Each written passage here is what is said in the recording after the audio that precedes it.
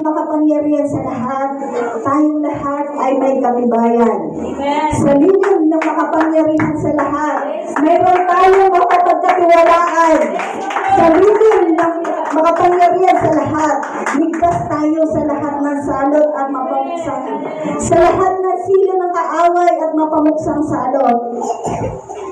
Dahil sa lilim ng makapangyarihan sa lahat, i-cover tayo ng Panginoon ng kanyang pakpak.